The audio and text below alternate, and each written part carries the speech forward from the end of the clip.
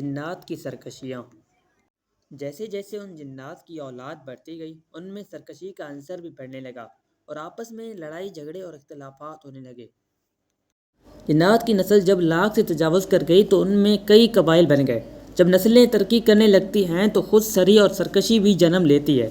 قہر و غضب سے بھری ہوا اور آگ سے تخلیق ہوئی مخلوق جنات نے زمین پر فسادات برپا کرنے شروع کر دیے۔ جیسے ابھی نسل آدم کا معاملہ ہے، جب جنات کی سرکشی بڑھنے لگی اور قریب تھا کہ حکم نازل ہوتا، مارے جنات کے جد امجد نے اللہ کے حضور قوم کی سرکشی کے خلاف گریہ زاری کی کہ قوم کی سرکشی ختم ہو جائے اور باہمی اتحاد و اتفاق اور نیکی اور اللہ کے احکام کو بجا لانے کی دعا کی۔ اس کے علاوہ قوم کو بھی ہدایت و تبلیغ کی تلقین کرنے لگا، لیکن طاقت اور غضب کے نشے میں سرشار بگڑے ہوئے جنات نے مارج کی بات ماننے سے انکار کر دیا اور اسے صاف دھتکار دیا۔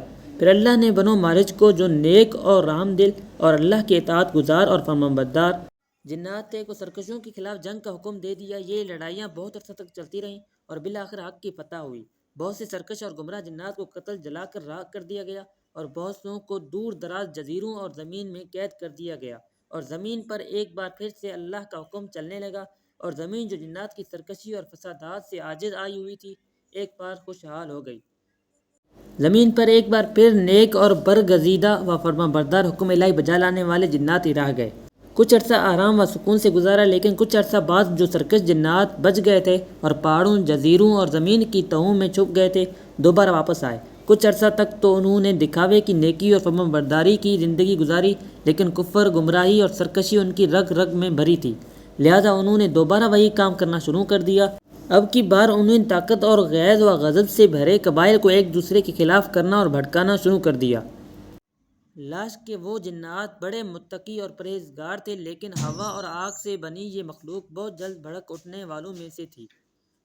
اب کی بار زمین پر فسادات نے ایک نیا روپ دھار لیا اور بڑے بڑے قبائل آپس میں ایک دوسرے سے لڑنے اور کشت و خون کرنے لگے۔ زمین ایک بار پھر جنات کی سرکشی اور لڑائیوں اور فسادات سے بلبلا اٹھی اور بارگاہ ربی میں التجا کی کہ ان سرکشوں کو مجھ پر سے ہٹا لے، یا مجھے ہی حکم دے کہ میں انہیں اپنے اندر دبوچ لوں۔ ملائکہ نے بھی اللہ سے سفارش کی کہ جنات ایک بار پھر سے سرکش ہو گئے ہیں اور اب کے حالات اس قدر برے ہیں کہ بس کہیں کہیں کوئی صاحب ایمان اور نیک پاک جن رہ گیا۔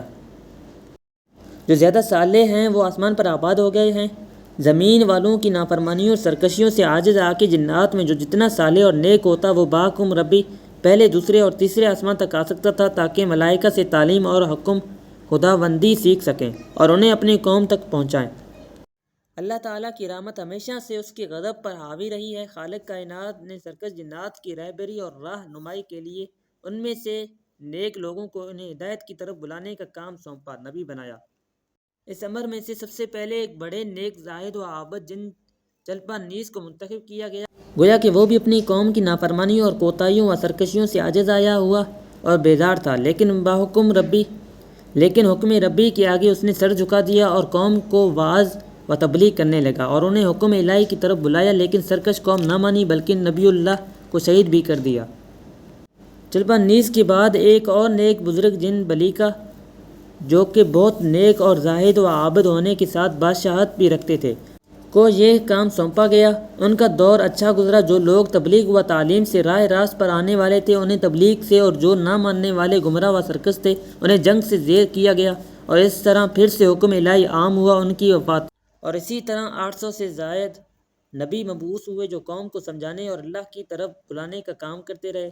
پھر جب جنات کی سرکشی بڑھی اور یہی معاملہ بنی نوح انسان کے ساتھ ہمیشہ سے چلا آ رہا، تو ایک اور بزرگ حاموس کو بھی مبعوث فرمایا گیا، جنہوں نے قوم کو سخت تنبیہات کی کہ اگر نہ مانے تو سخت سزا دی جائے گی، اور قوم جنات نے عہد کیا کہ وہ فرمانبردار رہیں گے۔ یہی وہ زمانہ تھا جب ایک قبیلہ میں ایک جن بچے کی پیدائش ہوئی جس کا نام چلیپا رکھا گیا، جو بڑا ہونے پر ایک نڈر، بہادر اور بے باک نکلا، جس کا چہرہ جیسے ببر شیر کا اور بے حد بہادر نڈر، اور قوم نے انہیں شاشین، دل دہلا دینے والا کا لقب دیا تھا کہ جب وہ میدان میں ہوتا تو دشمن کا دل اسے دیکھتے ہی کانپ اٹھتا۔